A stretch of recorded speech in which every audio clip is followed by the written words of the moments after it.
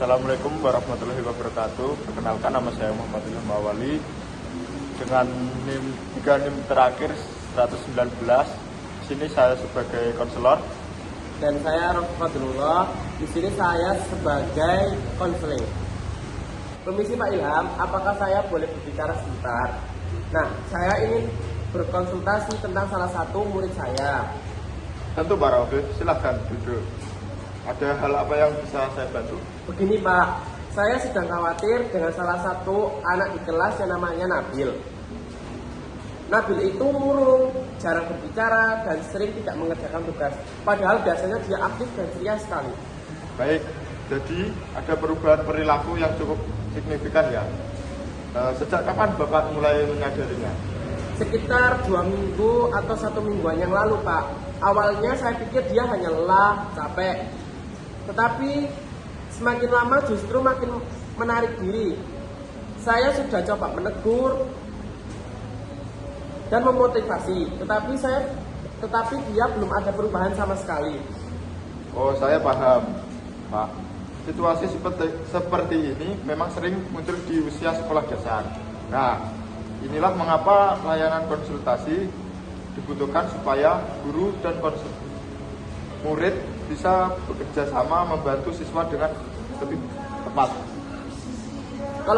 Kalau boleh tahu nih Pak, sebenarnya layanan konsultasi itu apa bedanya dengan konseling? Pertanyaan bagus Pak Robert. Jadi begini, konseling dilakukan langsung kepada siswa yang mengalami masalah antar konselor dan siswa. Sedangkan konsultasi adalah kerjasama antar konselor dengan pihak lain seperti guru atau orang tua untuk memahami dan menangani masalah anak secara tidak langsung.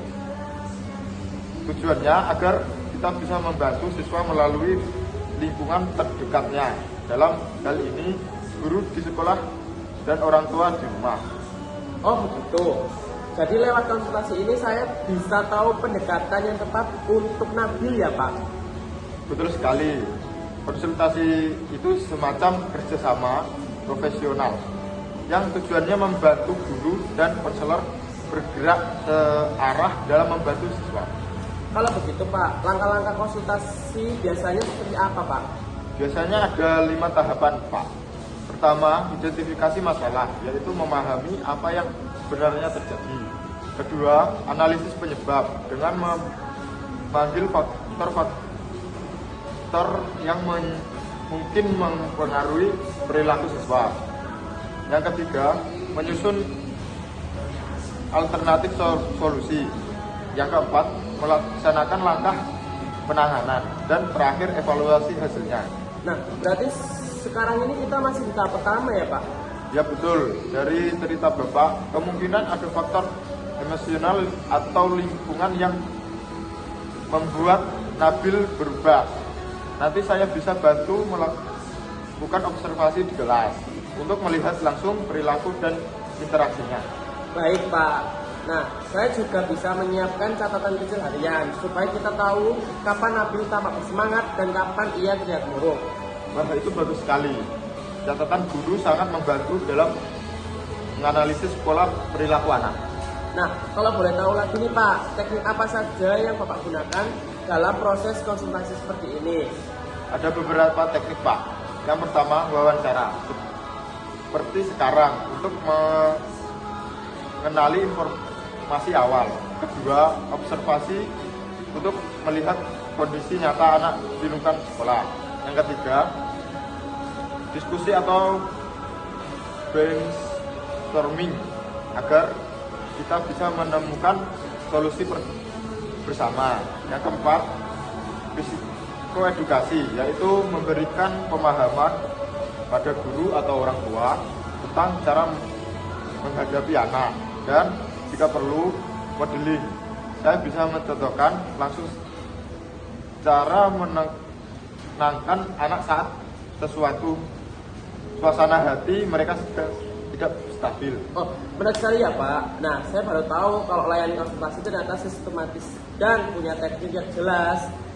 Betul Pak, tapi suasananya tetap santai dan terbuka supaya semua pihak merasa nyaman dan mau berbagi.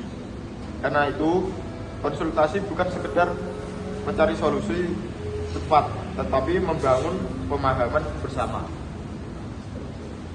Setelah saya observasi nanti, saya juga berencana mengundang orang tua Nabil untuk berbicara bersama. Dengan begitu, kita bisa tahu apakah ada perubahan perilaku anak di rumah yang mungkin memengaruhi di sekolah. Bapak bisa ikut mendampingi supaya informasi dari kelas dan rumah bisa saling melengkapi. Siap Pak, saya setuju. Kadang orang tua lebih tahu hal-hal kecil yang tidak terlihat di sekolah. Selain itu, saya sarankan Nabil diberi tanggung jawab kecil di kelas, seperti menjadi pembawa doa atau menjaga alat tulis. Dan dengan begitu, rasa percaya dirinya bisa tumbuh lagi. Oh, ini bagus Pak. Nah, saya akan mencoba minggu ini. Anak-anak biasanya senang diberi kepercayaan seperti itu. Pak Ilham, saya punya kabar baik. Nah, Nabil itu mulai aktif. Kemarin dia bahkan tersenyum saat saya minta bantu untuk mengukur alat gambar teman-temannya. Alhamdulillah, luar biasa Pak.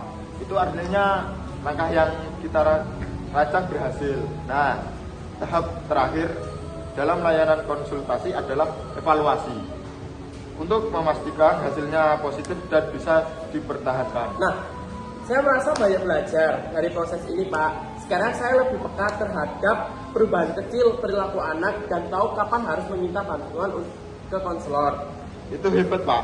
Memang tujuan layanan konsultasi bukan hanya menyelesaikan masalah anak, tetapi juga memperkuat kerjasama antar guru, konselor, dan orang tua.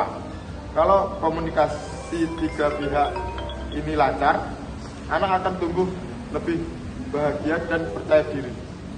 Terima kasih banyak Pak Ilham. Saya sangat terbantu. Semoga kita bisa terus bekerja sama untuk kebaikan anak-anak kita. Sama-sama Pak Robif. Kita punya tujuan yang sama, menciptakan sekolah yang ramah, hangat, dan mendukung tumbuh kembang setiap anak. Layanan konsultasi di sekolah dasar bukan sekedar membicarakan masalah, tetapi membangun kolaborasi, kepercayaan, dan pemahaman antar guru, konselor, dan orang tua. Dengan kerjasama yang tulus, setiap anak dapat tumbuh dengan bahagia, sehat, dan siap meraih prestasi terbaiknya.